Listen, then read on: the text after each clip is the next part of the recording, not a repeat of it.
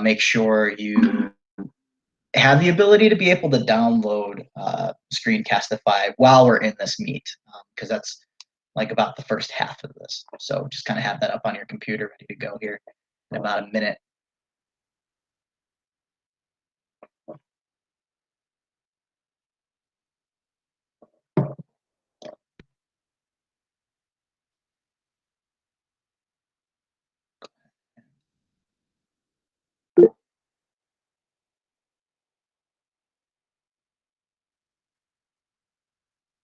I'll go through how you find where Screencastify is and everything when we go ahead and start.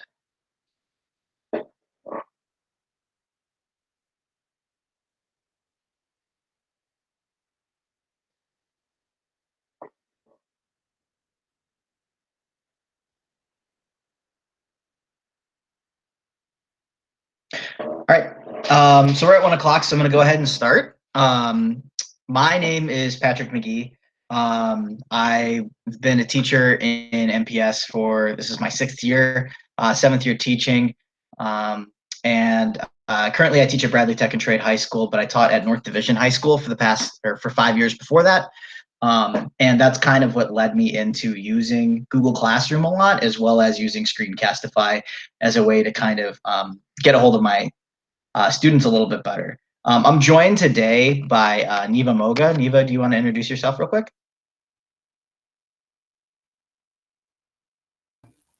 Hey everyone, this is Neva. Good to have you all join this afternoon. I'm Instructional Technology Supervisor for MPS, and this is my 23rd year teaching. Okay, so while we're in the middle of this training, there will be time built into the training for questions. All I ask is that when you are in the training, if you can please mute your microphones during the length of the session, and then put any of those questions that you have into the chat section of Google Meet. So if you go and you see the little text box icon, and you can just go ahead and type questions there. I already know some teachers have been typing some questions into there. That's really where we're going to get the questions. So when it's time to take breaks, where we'll have little slides that'll actually say time for questions, what I will do is ask Neva if she has any questions that she's picked up, or if I see any in the chat, we'll go ahead and answer them there. Also, in addition, if you're doing something else in the background, if you have your camera off, that would be beneficial as well. But that's where we're going to go ahead and start with our norms there. Now, the outline for today, these are the things that we're going to do over the hour, is we're going to go through downloading the Screencastify extension. We are going to then go through using the Screencastify extension to create video recordings of teachers' computer screens and audio, uploading the Screencastify video to Google Classroom as well as YouTube, and then showing how to share those videos through email links as well. And then using some of the features of Screencastify for editing and some other little features like that if we have time at the end. So before we start, I'm going to go and switch back to the chat section. What I'd like for you to do in the chat is just put down a number from 1 to 5 with your comfort for Screencastify. The scale is ranging from a 1, which is I've never used Screencastify, never heard of it, or you've downloaded it and you're not really comfortable with how to use it. A 5 would be you currently use it, you're very comfortable with it. Just so I can, and like a 3 would be somewhere in between there, 2 and 4. So just so I can get some kind of idea where we're currently at with that. I'll give about a minute or so for us to go ahead and type those numbers, look at that, and then move us on.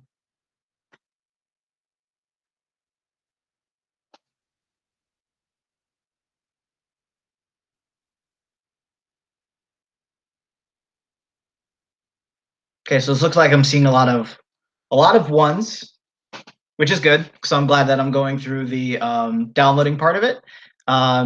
It is an app that I like a lot, but again, yeah, I haven't seen a whole lot of use for it, or a lot of use of it. There's a lot of use for it, but not a lot of use of it. I've seen a couple 2s and 4s and 3s in there as well. There are a lot of apps that are similar to it, yeah. I find that Screencastify is a really clean app to use for recording, so that's why I personally use it. But yeah, there are things that do captures and stuff like that, and there's iPad specific apps and things like that as well that are pretty great too. Okay, so let's go into what is Screencastify. So Screencastify is a Google Chrome extension. It allows you to make video recordings of your screen and your audio. It's automatically stores the videos, and you can upload the videos directly to YouTube, share it on Google Classroom, or pretty much share the link anywhere. Where I found a lot of love for the program and a lot of use for it was while teaching at North Division High School. I had quite a low attendance rate for some of my classes and for some of my students.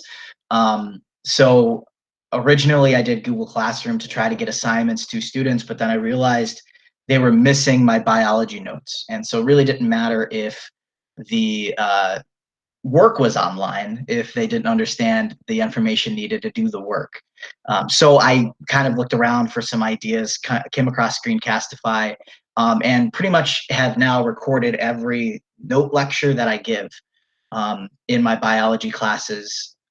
This year for sure, I've done it in physical science. It was for some of those classes as well. So what it allowed me to do was even play with flipping the classroom.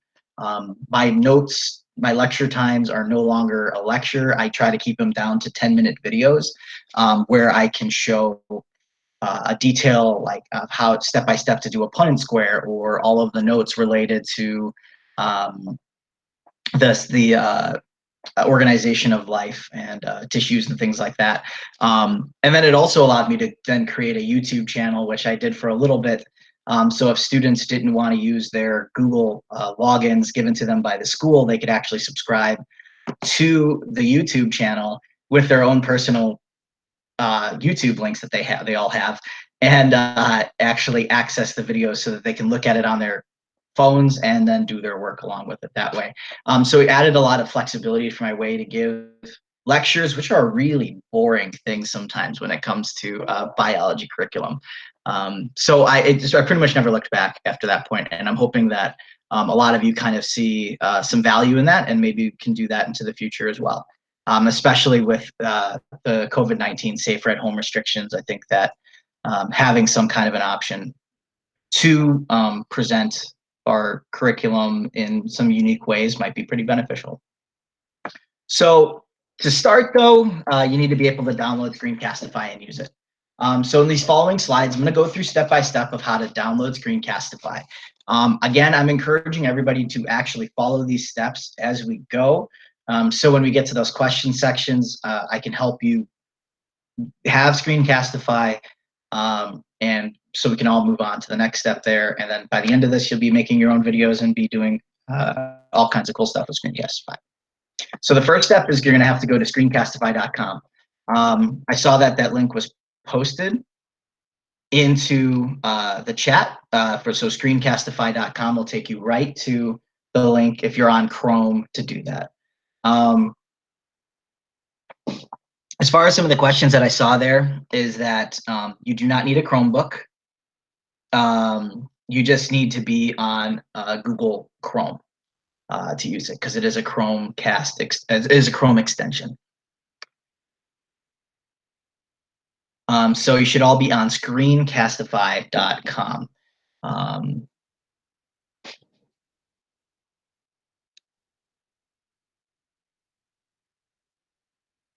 Okay. So next step, when you get onto screencastify.com, is you're going to want to click on the little link up into the upper right of the screen, which is going to say just add to Chrome. Should be green. I've already had it installed on my computer, so I couldn't actually show that link because I've been using it for a while, but it is right there. You just click on it and it'll download and add the extension to your computer. We'll go back to the chat and see what's there.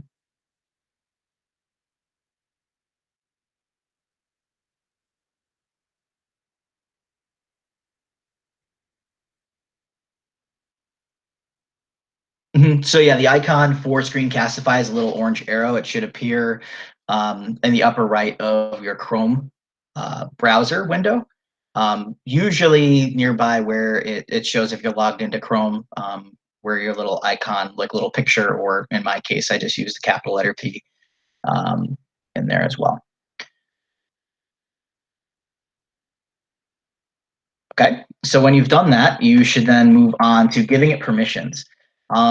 When you click on the little icon, it'll ask you for some permissions when it comes to doing your recording.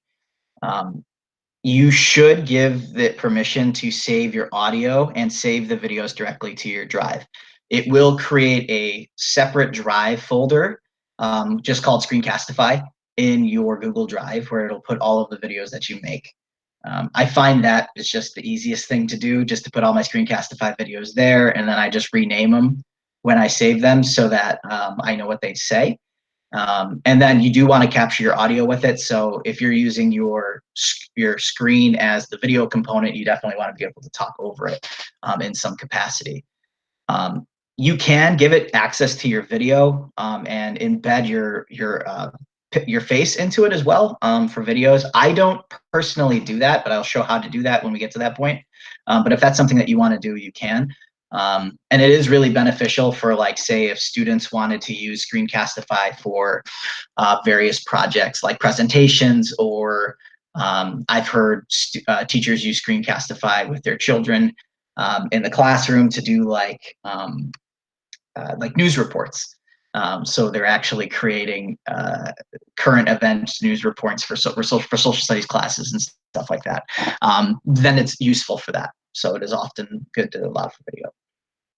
Also, it'll ask you if you're an educator or not. Let it know you're an educator, because if there's any updates relevant to educators, Screencastify will actually email the account you logged in with and kind of give you those updates. So that's kind of how I've been learning about some of the editing changes and stuff like that since I started using it a couple years ago. But at this point, it is a pause for questions. So I'm going to now just kind of wait and see if anybody has any questions related to this. Hello? It's so, Neva, do you have any? Hello? Yes. Sorry, we're having all the questions go into the chat, and then we're going to go from there. So if any questions you have, just put them in the chat, and then I'm going to have Neva read them if I can't see them. So is there any questions that are related to this? Wait, let's see. Is my mic on? Oh, yeah. So some of the questions I think are what you're going to be getting to, like, how do I access it? How do I get back to those settings? And so I think once we start going, we'll get to some of the questions that I see were already posted. Okay. Yeah. So I will absolutely be showing how to create a video. Right now, it's just making sure that everybody has access to the extension, and then I'm actually going to get everybody access to the full extension, to the full suite of resources that you can use with the extension here in actually the next slide. So yeah, so what I want to do now is I want to go ahead and show you guys how to get access to everything the extension has to offer. And we'll go on from there. So Screencastify did this great thing when we did the COVID-19 lockdowns and schools started getting canceled, in that they, along with a lot of other programs out there, have allowed free access to everything that the program has to offer. Normally, Screencastify is actually a fairly cheap program, and all things considered. It's for educators, it's $30 a year to use it, and that allows you to record an unlimited amount of videos with full editing access through Screencastify, though their editing's in a beta process right now. Whereas the free version will only allow 5-minute videos and limited editing for them, which the 5-minute videos are really good for, like, things like explaining how to do math problems or Punnett square problems and things like that, just to kind of put little videos up. But the full length version is pretty good as well. And so if we can get free access for it till the end of May, we might as well do so. So I want to go ahead and lead us through that real quick. Okay. So first off, when you go and you're on that Screencastify .com screen, there is a section next to it called My Account. So you're going to want to go to where it says My Account and click on that to open up your account screen.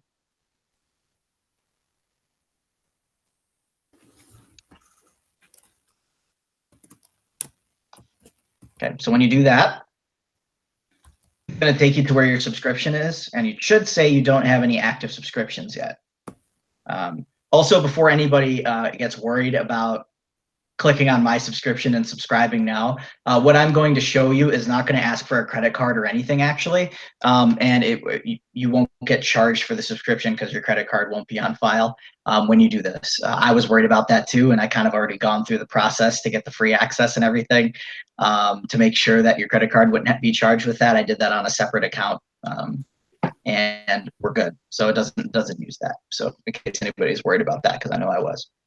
So if you click on subscribe now, it's going to say upgrade to unlimited, and it's going to say $50 per year and tell you when the next billing is. We are not going to get billed for that, though. We're going to go hit redeem coupon.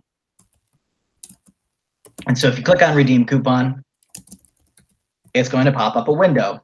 And that little window for your coupon code, you're going to want to put, I used all caps, cast_COVID. And if you use that code, it's going to give us the free until the end of the month.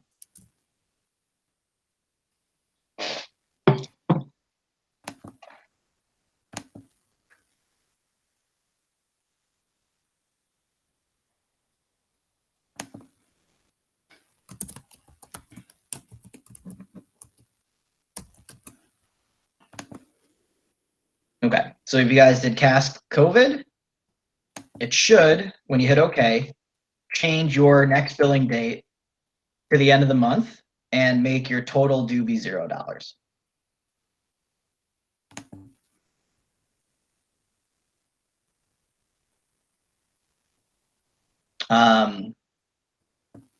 So that just so happens to be the next billing date there happens to be on my birthday.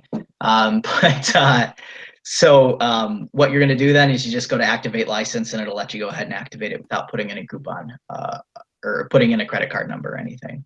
And that'll give you access to the unlimited. So if that's something that you're wanting to try, at least you can get unlimited access for a month and give it a shot, see if you like it. And if you don't, then it didn't cost you anything. So I thought that would be a good idea to put here in the training to kind of show how you do that part, just to make sure that we're good to go.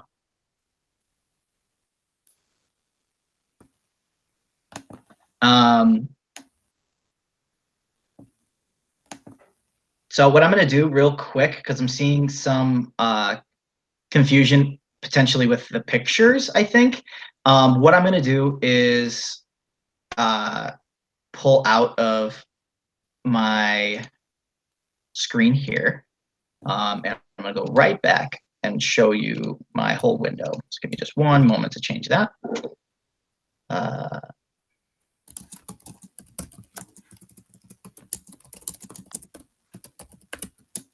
There we go. So now I'm here on the window. So you all should be on this screen. You should have the add to Chrome. We already did that. I'm going to go click on my account. And when you click on my account, it should pop up to here. So it says my subscription will end on May 14th, but they just turned on a tweet that says that that's going to actually get bumped out until May 31st. So this will get extended. Now, I will tell you that right now, I don't have a payment method on file. I just wanted to show everybody, like, will you have to pay for it at the end or renew or cancel? I don't have a payment method on file or any payment history on this account here. And just to show everybody that no, you won't have to pay for anything. They will most likely just cancel out the subscriptions. But even if they wanted to charge you for it, they don't have a method to do so because it should be a free thing.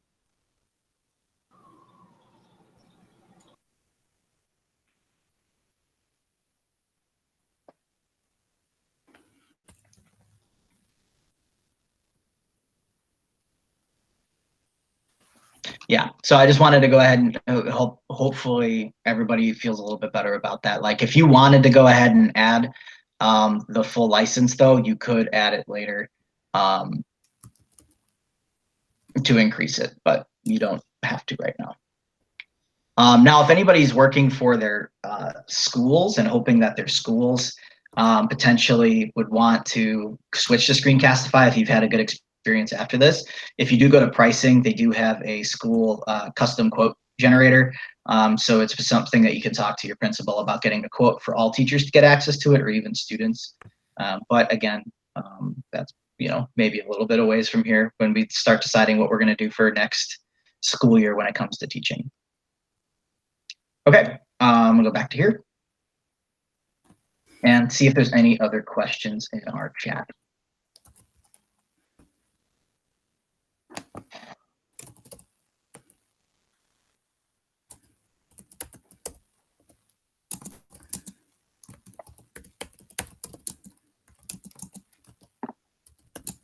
Yeah, so I see that it says if your account's saying you already have a free subscription, is that where you should be? Yeah, so when you go to your account, it should say what subscription level that you have. You should have this adding a license to your subscription would be what you need to do. And then you click on that and add the COVID-19 or /COVID all caps.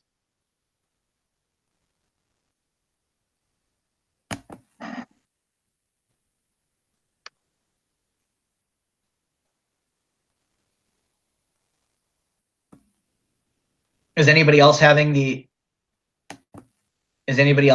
issue with the it's asking for payment information?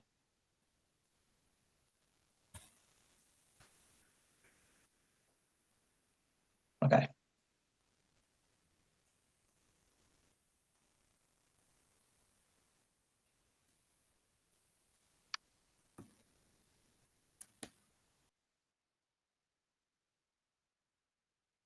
Okay, so you guys might see the add permission question when you click on your icon also.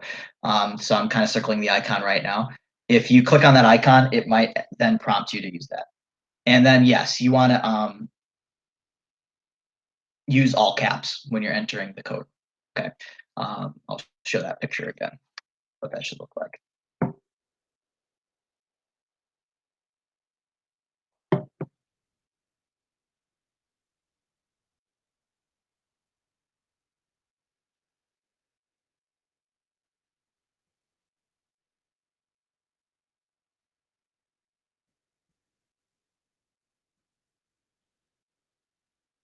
Yep, you should have the free subscription and no payment info is needed for that, yes.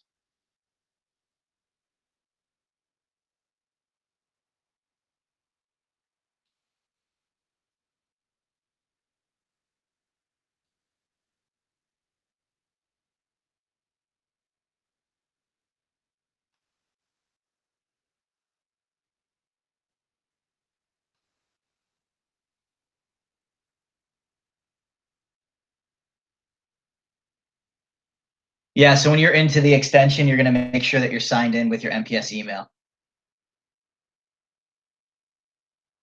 So when you put in the code, you're just going to want to hit OK on where the code comes up. And then when it moves on to the next one, you're just going to go hit activate license. So it should be, so right now, like it will say enter payment info when you have that up. But when you hit the redeem code coupon, you'll enter the coupon code and it'll just switch to activate license. And I would allow permission for your camera and your microphone. Mostly because if you can always turn off your camera if you want to. It's a little bit harder to turn it back on, but you don't absolutely need to. Okay. What I think I'm going to do now is I'm going to switch to creating a screencast and show you guys how to move with that. What I recommend is that you don't follow along with me like step by step on this one because it's going to like I don't have pictures set up for this for like picture by picture. And I'm going to be clicking on a couple of buttons and showing you just through my screen. So I want you guys to kind of follow along with what I'm doing there. And then towards the end of the training, because it looks like we might have a little bit of time left over, if you guys want to create your own screencast and let me know whatever issues you might be having while creating them, I can try to troubleshoot you like real time with that there in the last maybe 15 minutes or so what we got. Okay. All right. So what I'm going to do is I'm going to go ahead and I'm actually going to create a screencast using my my screencast PowerPoint. What we're going to do is the way we start to create screencasts is we go right up to our little button and we're going to go and click for Screencastify to load. Now I'm hoping that I restarted my computer, updated everything, and made sure that nothing was running in the background. So we're going to hope that everything goes well here. So when you're doing your screencast, make sure that you have this bouncing while you're talking, just to make sure. I know my computer sometimes will switch to microphones that are just not there. And then I've had to restart like halfway through a lecture, realizing that I didn't have a microphone set up. So just make sure you have your microphone from your drop-down bar. See, mine has a whole bunch of things. You can embed your webcam. If you do click that, it'll say what webcam it's going to use. And it will show your webcam in the video with you. I'm not going to do that right now. I can show you how to pop it back on though later. You can give yourself a countdown before a video starts. However many seconds you need to go ahead and get started. I like 3, like 3, 2, 1, action kind of a thing. And there are drawing tools. If you're choosing to use the drawing tools, make sure that's clicked on. If you're not going to use drawing tools, click it off because it will get in the way of the screen. Excuse me. Now, the drawing tools are actually really, really cool.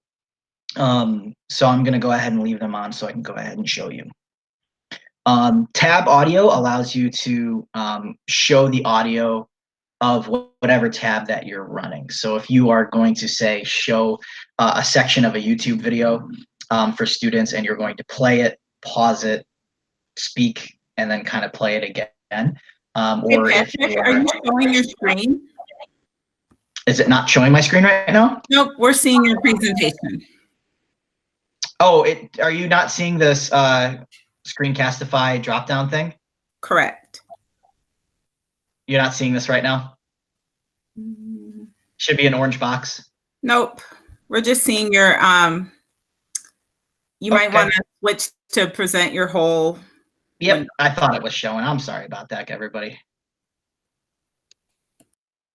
There we go. I apologize. I thought that was totally running fine. See, I had it all in my head running, and then now it's not. Now you guys should be able to see this, right? Neva, can you guys see the orange box now? Perfect. Okay, I'm sorry about that. Thank you guys. Embarrassing. Okay, so again, with the microphone here's the microphone setting. Your countdown, you can change that here. The drawing tools I was talking about was here. There's a couple of other options here for your browser. If you're going to record just the tab of your browser, if you're recording your whole desktop, and this will show the webcam preview of what my webcam will look like if I'm doing the desktop, or you can do just your webcam and record just a video of just you talking to students, say if it's like a one-on-one or a chat.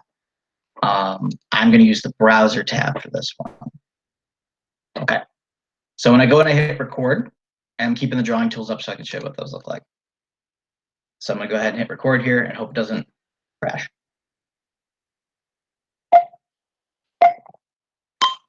There we go. Okay. So where are my tools? Okay. So right now it is doing a recording and it's struggling right now because I'm running a meet at the same time. So I'm going to try my best here. I'm going to stop this and try it again. It's really not liking this right now. Okay.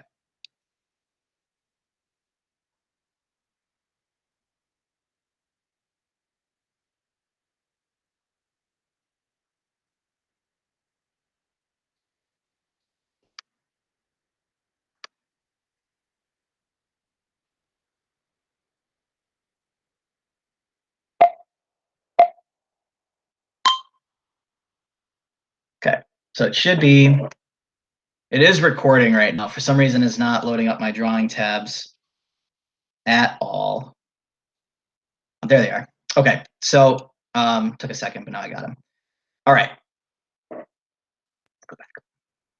Okay. Apologies, everybody. Everything is, yeah, I had a feeling it was going to do that. It was doing it fine when I only had one person in the meet, but then now that I have more than it, it's going to have some issues. Okay. So let's go ahead and show some of the features the best we can here with our drawing tools. If it loads up, it's not. Okay.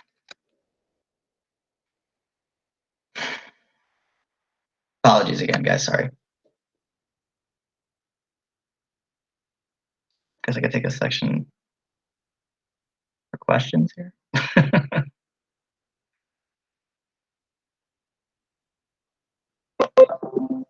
Yep. Okay. Everything's panicking. All right. So I'm back onto the. Real quick. So Okay. those of you who are watching the watching Patrick's screen, if you look in the bottom left-hand corner, there's a gray box with those drawing tools. And so at this point, just watch Patrick versus trying to manipulate two screens at once. Yeah. So, all right. So I have the tools up. I'm going to go ahead and show you how they work. So some of these tools are really great for like highlighting different things. And I'm going to go kind of left to right here and show you how they work. So there's a pause button. So where you can pause your recording, maybe make some changes and then go back to your recording. Useful for like if you're going to kind of like do like a start and stop when it comes to like a math problem or step-by-step things like that. If you're not using a PowerPoint for it, you're doing it, say, on like a Word document. What I really like actually is this one right here. It creates a spotlight that you can then, oof, it's working real slow. You can then use to highlight different sections of like, say, a PowerPoint to show students like sections to pay attention to. So I would use the spotlight, say, for example, for like a Punnett square to like highlight like oh, well, in this upper left box, we would have big P, little p, which stands for heterozygous, right? That, which is pretty nice. An additional piece is that you can actually hide your cursor when it's not moved. So if you're showing some kind of a video or something that you want the students to pay attention to, is you just leave it for a second, your cursor will disappear so it's not in the middle of the screen. And you can also use that in conjunction with this one here, which is highlighting where your clicks are, which is useful to, again, draw attention to things on the screen. Like if I click and hold, it will make a little red box or a little red circle. Trying to do so right now. It's really struggling.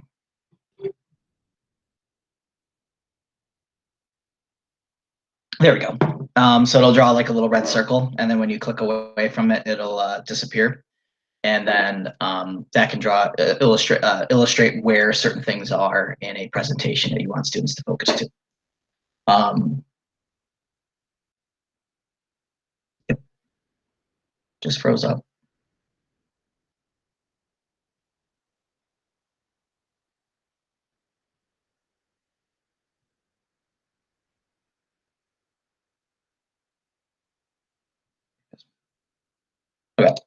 Okay, turn these off. Next one, which I found was a lot of fun to use, is the pen feature. So if you are, say, for example, doing math problems, you can go ahead and have your pen feature there to go ahead and fill in problems there. And then directly next to that is our eraser so that we can go ahead and erase what we're doing. Now, I know some people might not like drawing with the mouse, but if you practice with it, it's actually not too bad. Finally, the next feature that we have here is to embed your webcam into it, which I'm going to go ahead and see if it's going to take my webcam here. All right, there I am. so that you can go ahead and put your webcam into the video if you want to, and then kind of pull it back. So let's say, for example, you're doing a presentation piece and you want to then do a lecture to kind of draw the attention back to your face. Could be relatively useful. So that's why I was saying with the option select, if you can choose to put your webcam in right away, or you can kind of pop it in and out when you are doing the presentation. And then I can just go away. And that's that with as far as like the little features there. And then you can go ahead and hide the tools away if you don't want them to be there again. When you are done with a recording, you go up to the little icon, and it runs a lot faster when you're not streaming it to a bunch of people. And you hit the stop button. So what I'm going to do before I go and show what you do after you hit the stop button is I just want to see if there's any questions or anything related to this. Yes, because your window wasn't showing, will you demo clicking the extension and how to get started again? Yes, I'll go ahead and show that again real quick. So going back to here, you guys are all seeing this now. When we go to our little arrow up here where our Screencastify is at, you can click on that. I use usually for whatever tab that I'm doing. Let's try this one with desktop this time around. And I select usually a 3-second countdown, but you can select more than that. And then you hit record, and it'll then start a click. Once I select my entire screen, I can also select a specific application if I want to, but I'm going to select my entire screen here.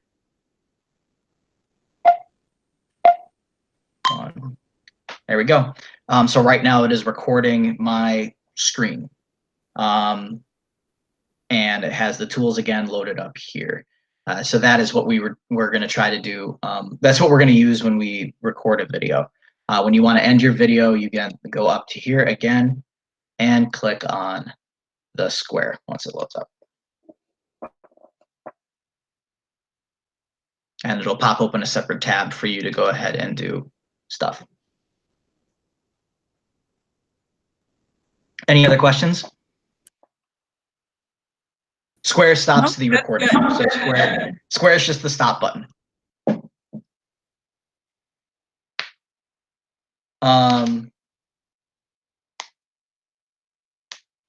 Okay, I just pulled off of the thing. I just went back to the chat to kind of see what was going on. Okay.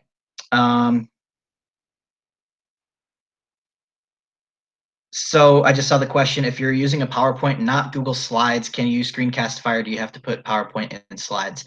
Screencastify is a Google Chrome app. So as long as it's open on a Google Chrome tab, you will be able to record off of it. I would highly suggest opening up the Google Chrome, opening up your PowerPoint as a Google Slides through your Drive to be able to then do the recording on top of it. But I have seen people do like loading up off of Office 365 a PowerPoint and kind of showing it off of there with Screencast. I just find that's like too many applications loaded at once. Sometimes you get some lag. But you could do, as long as it's open in a Chrome tab, you can record the tab. So if the PowerPoint's open, say through your Microsoft Office 365, you should be able to do it. Does that answer your question, Margaret?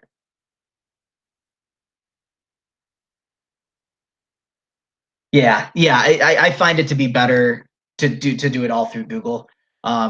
Because like it's just Google then just talking to itself, and it all saves there. But if it's something that you're choosing not to do, like if you're choosing to use like a Word document or something that you already have created, or like a PDF, you can do that too. So there are, as long as it's open in a Chrome tab, that's the only requirement. Yeah, I've done it with my old PowerPoints too. I mean, like if you open up a Word document through your Office 365 is what I mean. Yeah. Okay, so I'm going to move on to showing what we can do now that we have this open. Well, no, I'm not going to write it right now. So there is a whole bunch of features when it comes to messing with our screencasts.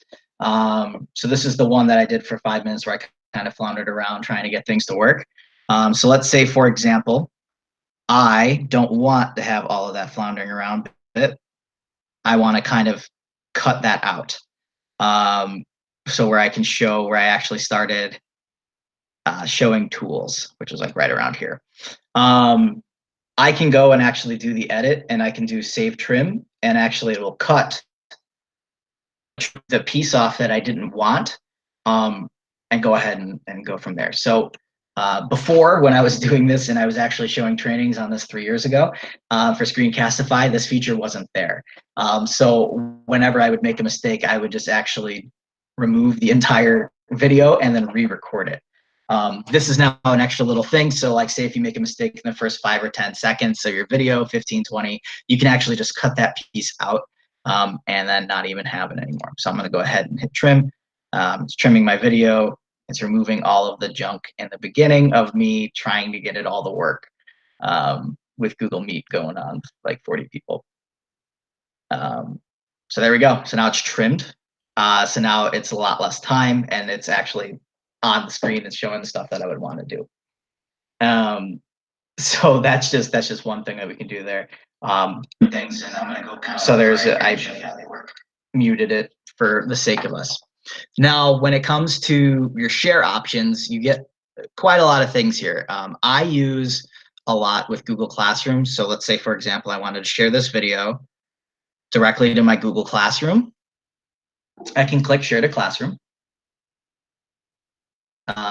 It'll load up my Google Classrooms over here. I can then click which class I want to put my video in. I'm not going to share this one to my class. Well, actually, I will share it to, where is, yeah, my Google Classroom workshop that I did for Teach for America. So I want to go ahead and make that an assignment. I can go ahead and hit go, and it will then share my little video with anybody that I have here in the Google Classroom. So I can just hit assign from there. If you just are recording a video and you want to assign it by itself, you can then, oh, let me just show you this. You can change the name of it up here as well. It automatically saves it to the name of the tab that I was doing. But if you use a YouTube, not everybody does, but if you use a YouTube, you can actually publish to your YouTube. So if I add a YouTube channel and sign in with my new computer, I can then actually publish this directly to my YouTube channel, either make it private, public, or unlisted. So I'm going to make this one unlisted. I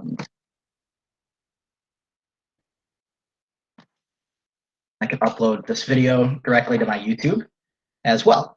So I do actually have a YouTube channel associated with my my MPS account for lectures that I give to students when I was using that as a way to share with some students, which did help a couple of students that didn't have computers at home. All they had were phones. And what they would do then is then log in on their personal YouTube account. So I can then view this on YouTube, my video, which I will pop up right now and show that. Now, I do want to give a warning though, about using YouTube. Yeah, I see my big 5 subscribers. I do want to give a warning about using YouTube with MPS, in that I have had problems where when I posted my YouTube videos from my MPS account, even to students logged in on their MPS account, the MPS firewall still blocked it and prevented them from being played. It just kind of happens. And I haven't really found a good solution around that. So I wouldn't use that as your primary way of showing it. A couple of other ways that I would show it then is that you can do it through email. So if you're creating a video explaining some things like paperwork filling out or something like that for parents or something, you can actually send it directly to their emails. And you can get a code to embed the video into any kind of thing you want to embed the code into, websites, things like that, so that you can show the video. If you have a Google Sites, you can embed the video that way, which is kind of nice. Or a QR code if students are really savvy with QR codes. I haven't seen a lot of students using QR codes, but it's an option. Probably my favorite way of embedding a video is when I do through Google Classroom. I actually just take it from my Drive. So I'll go to my Google Drive and I will pull up my Screencastify folder and have the video right here. So I've been doing a couple of sample videos that I was working on earlier, but these are my lectures for biology. So when I go and I post these on Google Classroom, I post them directly from my Google Drive, because students are able to then click on the video and watch them directly from their classroom link. And it doesn't block through a firewall because it's going through the Drive app. And it's basically just sharing it with them the way you would share a document for them to complete. And I find that to be probably the easiest way to share stuff, but I did want to show the YouTube and the classroom share directly as well, so that you guys might be able to use that. So now I'm going to go ahead and pause again for another little bit of questions before I show some of the more advanced editing pieces. A few questions for you. Mm-hmm. They were wondering about sharing, and I was recommending to just use Share to Classroom when done, and then there won't be any issues with students being blocked from it because it automatically stores in your Google Drive. Yeah, that's what I would recommend too. And then a question about making videos in Google Meet versus Screencastify. And I guess one thing, like you were demonstrating, is the editing tools and being able to use the spotlight and those kinds of tools while you're making your Screencastify, versus Google Meet, you wouldn't have those features and functions. I don't know if there's anything else you wanted to share on that. Yeah, so that's kind of a choose like your own tool that works best for you. I've heard that, like, so I don't use Flipgrid, but I've heard I think you can make videos on Flipgrid. I know that there's a really cool app that I think is like a couple dollars a month, and I don't remember the name off the top of my head. But it's for iPads, where you can, it's basically what you're doing with Screencastify, except it records your video and you can draw them with your finger or with a stylus. And I've talked to a couple math teachers who really love that, and they swear by that program.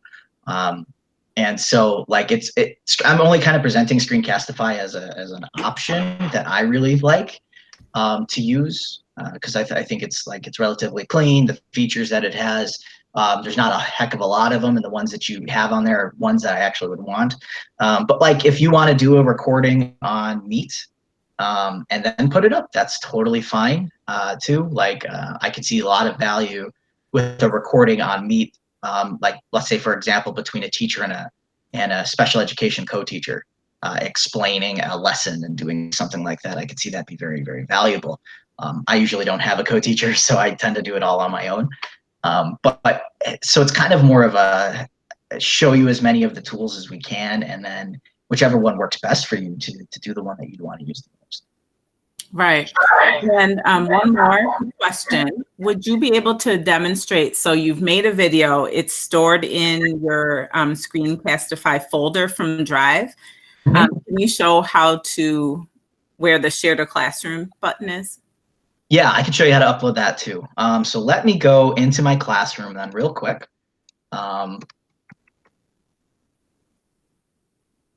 And so I've been using Classroom for a long time, so you're gonna have to bear with me. I don't archive my classes because I don't want to kick any students out of any notes they might need. So I'm gonna scroll down a little bit to find one that I can then just kind of throw some stuff into. So let's see, where's that training one that I was using? There it is. So in this one, the question was, how do I attach the videos when I create a assignment? So I'm gonna create an assignment here. Well, no, I think they were asking about the Share to Classroom button that was in Screencastify when you were still editing it. Oh, yeah. Okay. I will show that then after this then. I'll show it this way and then I'll show it that way. And then Perfect. you can see how they both show up. So for this one, I'm going to put, so I can put Screencastify video. I'm going to add from my drive. And then go find it from my drive here. This video. There we go. And I like putting it like this because then when I assign it, students will then be able to just click right on it. And then actually, not that one. They'll be able to click right on the video and it'll load it up like in their drive to play as a WebM. And it doesn't block through a firewall. It's right here, nice and neat for them to just go ahead and play and work with. Yeah. So there we go. So that's the way I usually do it and the way I'm most comfortable with. Another way though is you can go to share to classroom here, click right on that link. It's going to create a sharing link. I'm going to make the screen bigger so everybody can see it. I'm going to select that same class, TFA training class that I use for all of my things. I go and I delete it later. Choose action. I want to create it as an assignment. I'm going to hit go. Same thing. Same view. Same options. And I can go ahead and hit assign like this.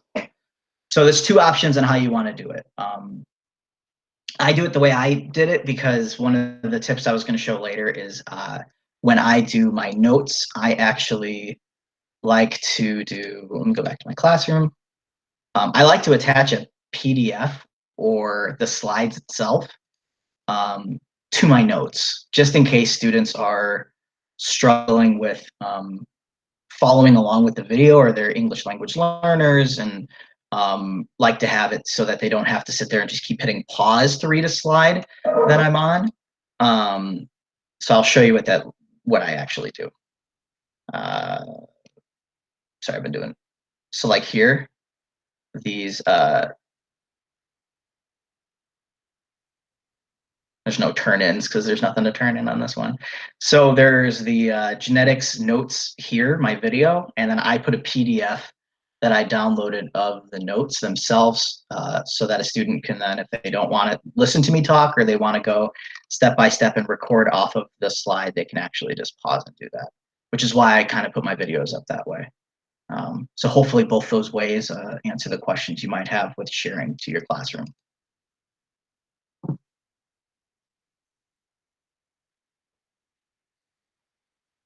Did that answer some of any other questions?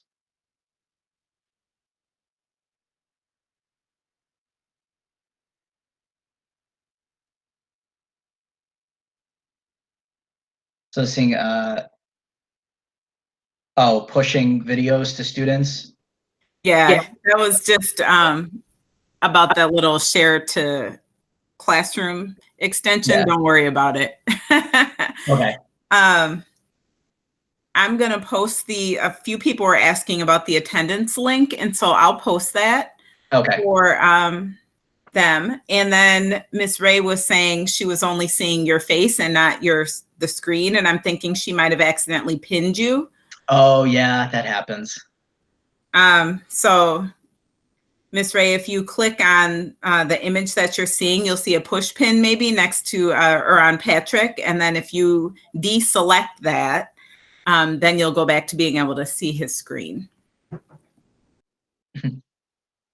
So just a couple other little pieces that I want to share then with our last couple of minutes. The download section here, this is another option that you can do, is just to download the videos directly for sharing with students. A nice little one though is actually this export the animated GIF.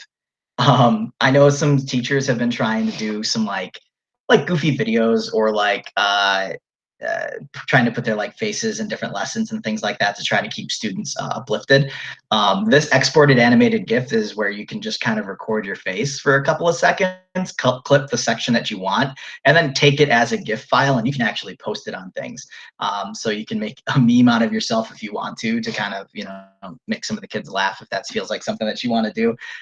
So it's kind of a nice little feature on here. I don't personally use the GIFs a whole lot, but they are kind of fun if you want to do it that way. And then finally, there's this editor section. I'm not going to spend a lot of time on this because we don't have a lot of time, for one, and two, it's a beta version of it, but you do have access to it with your free license that you have now. So you can do some things, and it's sometimes it's a little much, honestly, with some of the things you can do in it, but they're for different little cropping tools, editing tools when it comes to zooming in on just specific parts of a screen for a position of time, which I found was the most useful piece. You can actually, in the middle of your video, say, for example, I want to draw attention to, in this section here, right at this point in time, I want to draw attention to just this. I can then click this, hit done, and it will cut out a bunch of the other junk, and I want to draw attention to just this part of the screen. It'll actually cut the surrounding stuff. So let's say, for example, you're trying to present an article or read through an article, but you keep getting little pop-ups and random advertisements and stuff. You can actually cut that piece out. You can even do that for like specific sections of the video as well. You can go through and you can add text over the PowerPoint if you wanted to add more text, or if you're like looking at a picture or something and you want to annotate it. While you're doing that, you can then show annotation tools with that as well. You can cut pieces of your PowerPoint out as well, create little cuts if you want to get rid of certain things.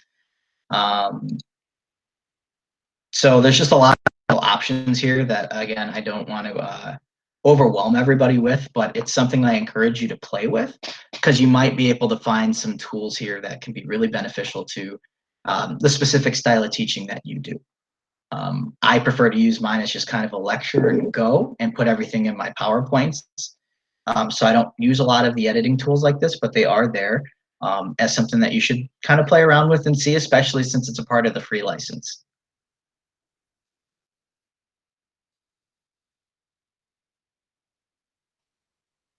Max recording time. So again, it says basic is 5 minutes. Premium is unlimited.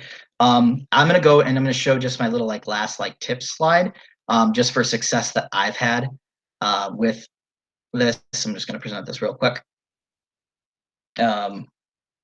So most of the success I've had have come from videos that are less than 10 minutes in length. I really liked it back when the free program only allowed you to record a 10-minute video, because it limited me to it, and it was great. I really like preparing all the materials before I start my video capture, so I'm not kind of struggling to do that. Now with today, certain things screwed up, so of course I struggled, but we'll, and then sometimes it's helpful to have a Google Doc or slide with lesson materials for students to read along with, like I showed with that PDF of the slides, so that students can kind of look at that and see the artifacts of the video themselves. And finally, I want to show you just one more thing here. So Screencastify has a ton of resources in this For School tab, and I'll go ahead and show you some of those right now because we have a few minutes. So if you go to, I'm going to go to Screencastify,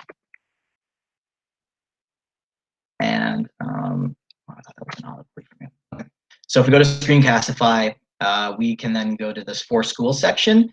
There's a ton of resources. So if you wanted just an overview to kind of show your principal what it is, this resource document, the Beginner's Guide to Screencastify, is actually something I looked at when I was designing the training. There's the Master Screencastify, which is an hour video to help you be really good at Screencastify.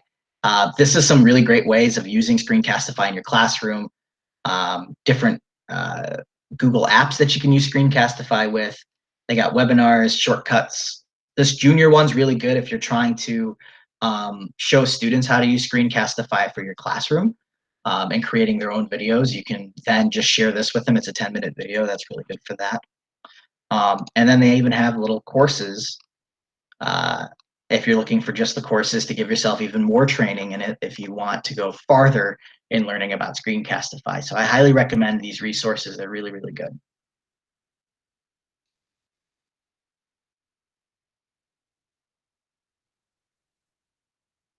So, hey, Patrick, one of the questions was about being able to download the audio. Oh, yeah. So if I go back to my video here, you can export just the audio. So say if you want to do a voiceover of something with no video, you can just record yourself talking and download the audio into just an audio file too. So I'll do that right now to show you what that'll be. So it's exporting it as an MP3 file, which most students should be able to access an MP3 file, no problem. So even if you wanted to say like record a podcast, you can use this to record a podcast too.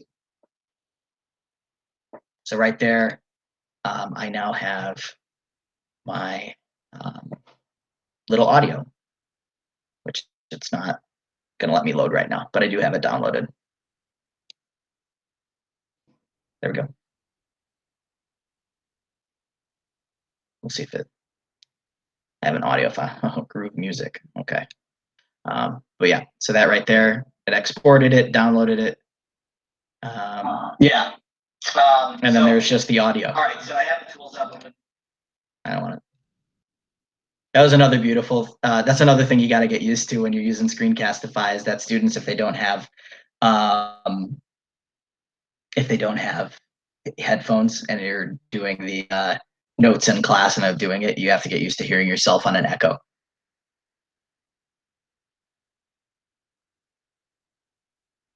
Audio and camera are recorded at the same time.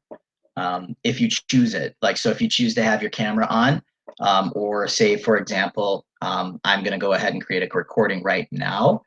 I want to do this, and I want to record just my camera. Actually, I can click on webcam only and record just me speaking.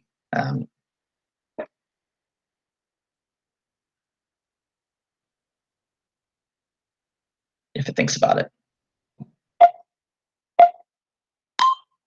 So it should be recording me speaking, and the video, it's struggling a little bit right now to load the video here and then load it on Meet.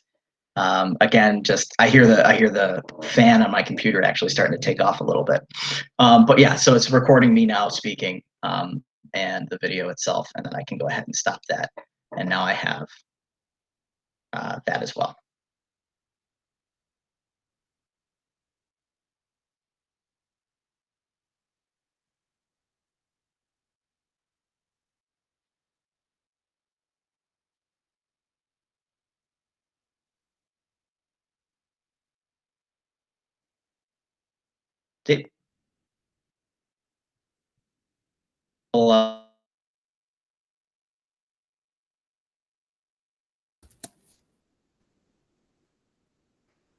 Yes, Nicole, the Screencastify recordings are automatically saved in your Google Drive in a folder that says